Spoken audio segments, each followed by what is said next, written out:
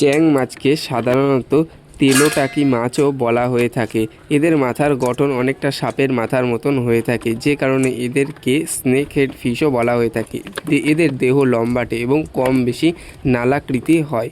এদের দেহে আঁশ থাকে এবং মাথা বড় বর্ম আঁশ দ্বারা আবৃত থাকে। এদের দুটি অতিরিক্ত বায়ু শ্বাসনালী গলবিলীয় বায়ুগহ্বর থাকে।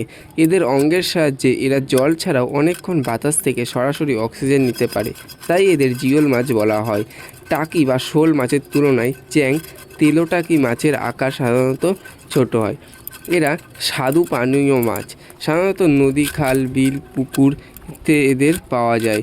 বাংলাদেশ, ভারত, মালয়েশিয়া, নেপাল, চীন, থাইল্যান্ডেও এই চ্যাং মাছ পাওয়া যায়। চ্যাং মাছ মাংসাশী। এরা প্রধানত ছোট মাছ, পোনা, জলজ প্রাণী, পোকামাকড় খেয়েই বেঁচে থাকে।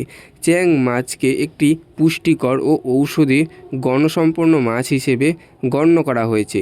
মাছটি প্রোটিনে ভরপুর, যা শরীরের টিস্যু গঠন ও মেরামতের জন্য প্রয়োজনীয়। অন্যান্য টাকি জাতীয় মাছের মতন এতেও ওমেগা-3 ফ্যাটি অ্যাসিড থাকে, যা হৃৎপিণ্ডকে সুস্থ রাখতে এবং রক্ত চলাচল স্বাভাবিক রাখতে সাহায্য করে। লোকমুখে প্রচলিত যে এই মাছের কিছু চিকিৎসাগত গুণ আছে, যেমন দুর্বলতা দূর করা বা কাটা ছেঁড়ার ক্ষত সারাতে সাহায্য করে। একসময় এটি খাল, বিল, ডোবা, নালাতে প্রচুর পরিমাণে পাওয়া যেত এবং সহজলভ্য হওয়ার জন্য এটি পুষ্টিকর ও ভালো খাবার হিসেবে গণ্য করা হতো। শান্ত জলের গভীরে, যেখানে সূর্যের আলো মৃদুভাবে প্রবেশ করে, সেখানে বাস করে এক অসাধারণ জীব, চ্যাং মাছ। চ্যাং মাছ শুধু দেখতেই সুন্দর নয়, এদের রয়েছে আরও অনেক বৈশিষ্ট্য। এরা প্রতিকূল পরিবেশেও নিজেদের মানিয়ে নিতে পারে।